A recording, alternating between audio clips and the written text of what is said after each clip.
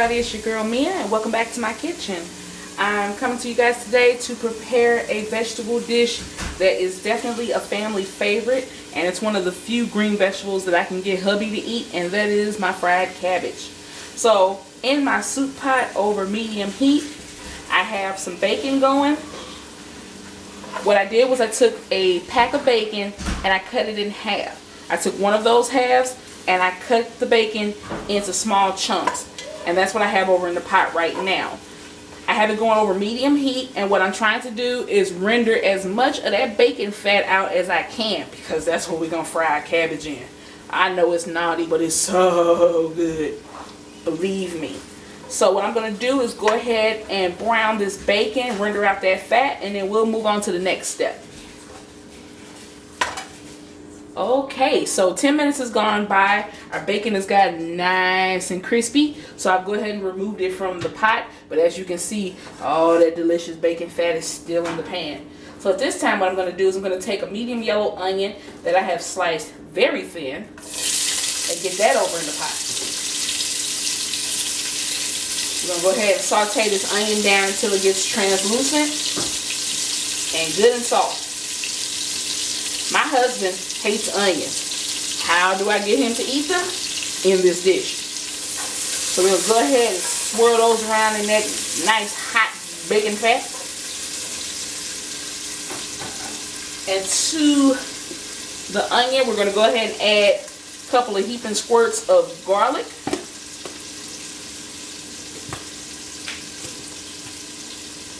Excellent. Give that a good stir. Like so. And we're still over medium heat, folks. It's only going to take a couple minutes for your onions to get that coated in that bacon fat and get the garlic down in there with the onion. I'm telling you, boy, onion, garlic, and bacon together smells so good.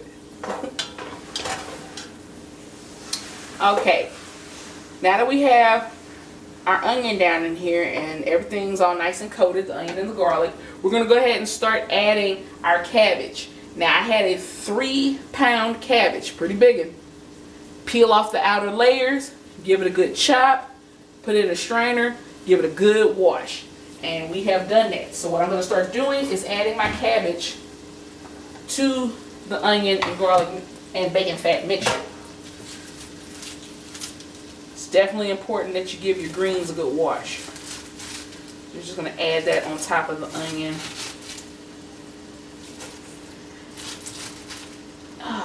Like so.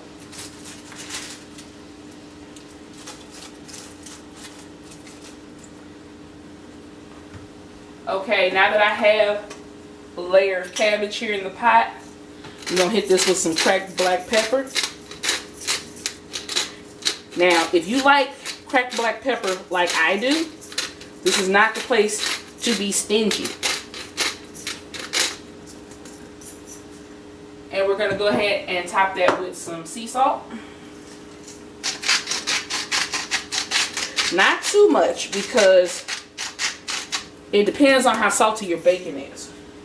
Alright, now that we've seasoned that layer, we're going to get the next layer in. Again, still going over medium heat.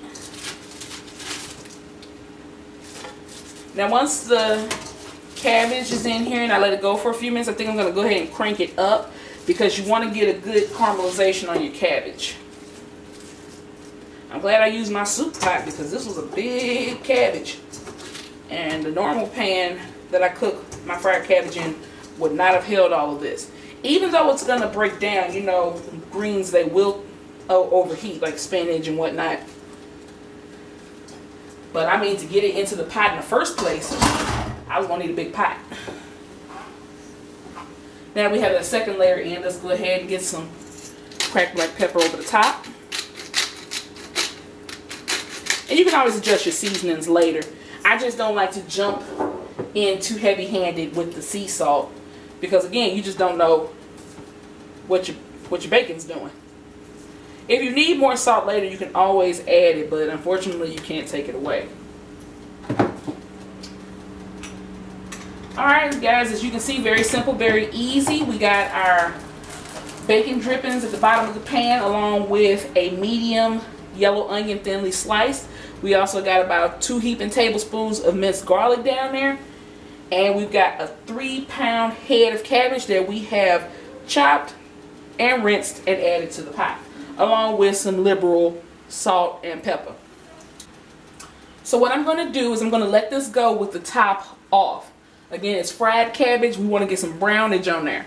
You don't want to put the lid on it, or the condensation is going to drip that water right back into your cabbage, and your cabbage is not going to get brown.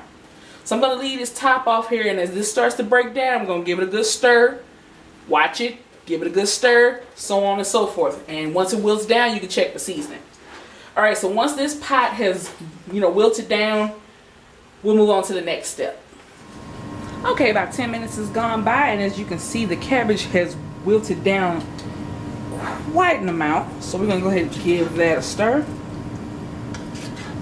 Now what I'm about to do right now is I want to get some brownage on this cabbage.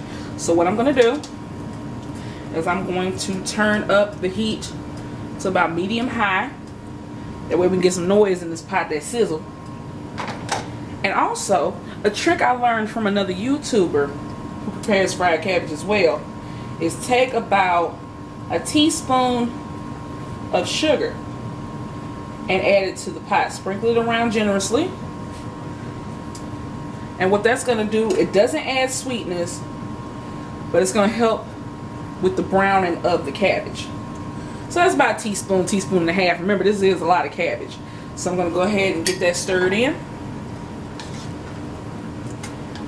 Get that sugar down there in the pot. Like I said, we got the heat up to medium high, so we can get some sizzle going on. So between the medium high heat and the sugar, we'll start to see a little bit of brownage on this cabbage.